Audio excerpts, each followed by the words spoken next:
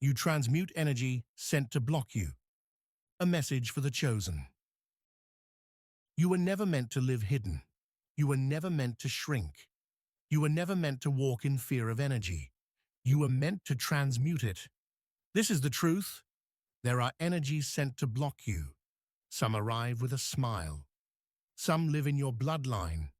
Some are unaware of what they carry.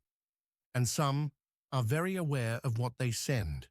But no matter the source, you do not fear them. Because you were born with the ability to transmute. You do not absorb. You do not carry. You alchemize. This message is not about paranoia. It is about power. Your power to stand in sovereign energy, observe the frequency of others, and not allow anyone, knowingly or unknowingly, to derail your mission.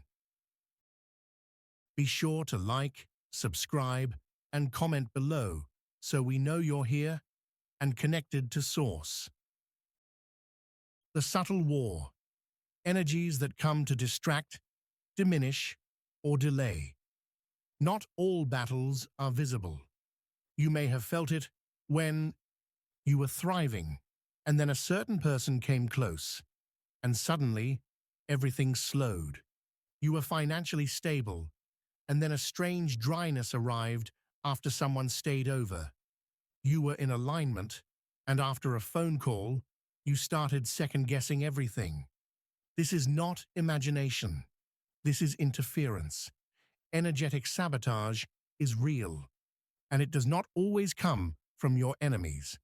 Sometimes it flows from friends, from lovers, from family, from those who are secretly envious, spiritually unwell, or unconsciously projecting shadow.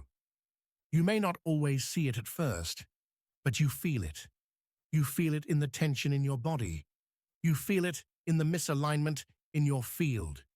You feel it in the sudden shift in flow. Where there was once ease, now there's friction. The key is to stop doubting what you feel, because energy never lies. The evil eye is real, but so is your shield. Many scoff at the idea of the evil eye. But what is jealousy really? It is an energetic attack, a projection of lack, a silent prayer that you don't succeed. Some throw it with words. Some throw it with silence. Some throw it with a smile while secretly hoping for your downfall.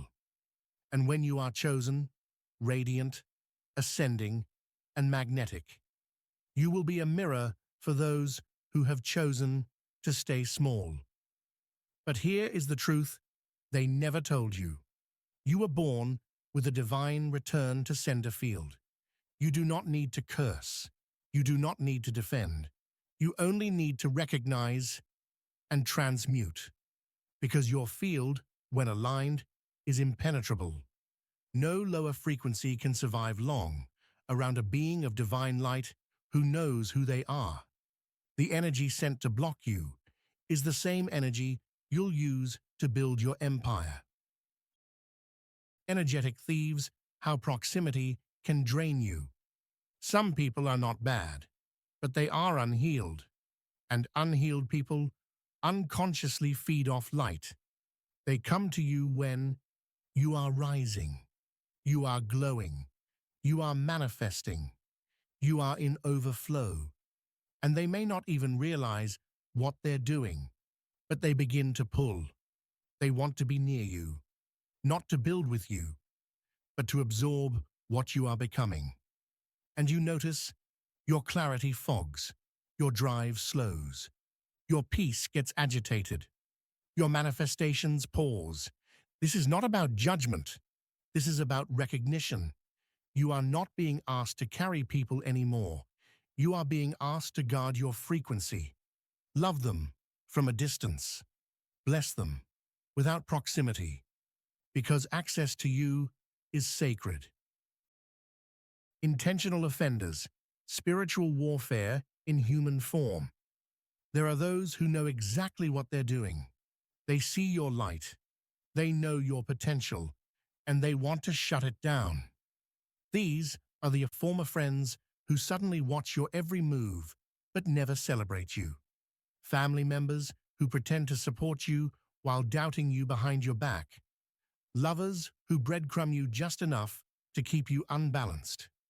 Strangers who obsess, imitate, or copy in silence. These are not accidents. They are energetic assignments. Not to destroy you, but to awaken you. You cannot awaken to your full power until you see the forces that have been feeding on it. You are not here to play small, blend in, or be polite in the face of spiritual warfare. You are here to rise in spiritual sovereignty, to say, no more. You may not feed on me, you may not dim me. I do not consent to your energy in my field. And when you say this, from soul, not ego, they lose all power. The power of cutting cords and closing portals. When someone leaves your life, the energy doesn't always leave with them. Sometimes they remain in your field through emotional cords, sexual energy residue, digital channels, social media, text threads, thought loops, soul contracts left open. This is why, even after they're gone, your energy may still feel heavy, foggy, blocked, unfocused. You must cut cords and close portals. This is not about hate. It's about energetic hygiene. Say aloud or in meditation, I cut all energetic cords that no longer serve my highest good. I close all portals of access to my energy that were opened without conscious alignment. I reclaim every fragment of my light and return what is not mine to source. And watch what happens next. Your finances return. Your clarity sharpens. Your power restores, because your field is sacred territory, and only the aligned may dwell there. When energy shifts, pay attention. Energy never lies, and your body is always telling you the truth, even when your mind doubts it. You've felt it before. That sudden exhaustion when someone enters the room.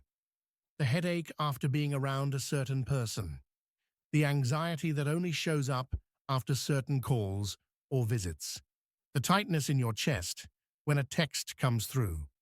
The drop in flow right after reconnecting with someone you were guided to release.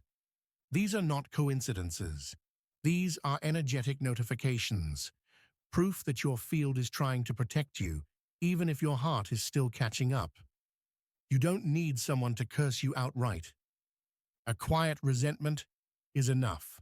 A hidden wish for your failure is enough. An envious gaze wrapped in praise is enough. Energy shifts before circumstances do. Watch for the signs. A sudden halt in momentum. Blocked finances, diminished creativity, fogged clarity, doubt creeping in where there once was certainty. These shifts are not always random. Sometimes they are the consequence of spiritual interference. And awareness is your first line of power. You are the alchemist, not the victim. Let this be clear. You are not a victim of energy. You are a master alchemist. Yes, interference exists. Yes, jealousy is real. Yes, some people do send things with their words, thoughts, emotions, or rituals. But you are not powerless. Your aura is not a sponge. It is a filter. Your spirit is not fragile. It is forged in light. And your soul's coding carries the blueprint to transmute all interference into fuel. This is what makes the chosen unstoppable. They don't just survive the energy sent to block them. They use it to rise higher, clearer, bolder. The curse becomes clarity. The attack becomes awakening. The block becomes breakthrough. You are not here to play defense forever. You are here to transmute, transcend, and transform. Let their projections be your prophecies. Let every attempt to block you amplify your becoming. Why they try to block you? It's not always about you, but it is always your energy. The ones who try to block you, they don't hate you. They hate what your presence reflects, that they gave up on their dreams, that they silenced their truth, that they abandoned their path, that your light reveals their shadow. And so, instead of doing the work, they try to dim the mirror. But here is what they forget. You cannot block what was divinely assigned. You cannot curse what walks with source. You cannot stop what is coded into destiny. The chosen ones threaten every system built on illusion, every relationship built on control, every community built on limitation. And so, attacks come, often subtle, often disguised as concern, friendship, just being real. But your discernment sharpens, your field strengthens, and their projections can no longer find purchase because you see now. You remember who you are. How to fortify your field daily. Spiritual power is not just remembering once, it's maintaining daily. Here's ways to fortify your field. Energetic hygiene. Cleanse your aura with smoke, sound, salt baths, or visualization. Speak. Anything not of my light must leave now. Do this especially after social interaction or public work. Cut and close. Regularly cut energetic cords with those who drain, distract, or distort your clarity. Close portals of connection. Old DMs, photos, conversations, access points. Claim your space. Physically cleanse and spiritually claim your home and workspace. Speak over it. This space is protected, sovereign, and aligned with my highest frequency. Protective rituals. Wear or carry spiritual symbols, ankhs, evil eye, obsidian, tourmaline. Use oils, herbs, mantras, or talismans with intention. Return to sender with light. No need to retaliate. Simply say, any energy not mine, I return to source. Transmuted with love. Watch your own field. Jealousy, doubt, fear, when unacknowledged, can attract interference. Tend your own garden. Speak power over your own path. Remember, your light is sacred, and sacred things must be shielded, honored, and maintained. When you let them go, the flow returns.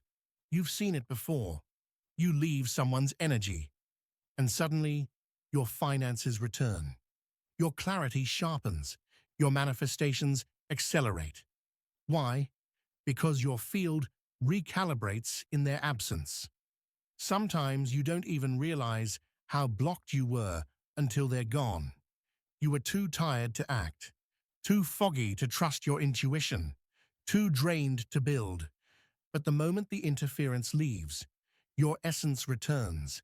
Let that be the confirmation you needed. When they left and your blessings returned, that was your answer. Do not reopen portals you've been divinely guided to close. Do not confuse comfort with alignment. Do not mistake shared history for energetic permission. What's for you flows freely, and the right people amplify you, not drain you. You are the flame, not the ash. Chosen, you were not sent here to absorb everyone else's shadows. You were sent here to burn through them. You are a walking transmutation field, a divine firewall of truth, a soul who turns curses into clarity and projections into power. Let the world misunderstand you. Let them envy you. Let them whisper. You rise anyway, not because you defend yourself, but because you know who you are. And when you stand in that knowing, Nothing sent to block you can stay. They may send it, but you alchemize it.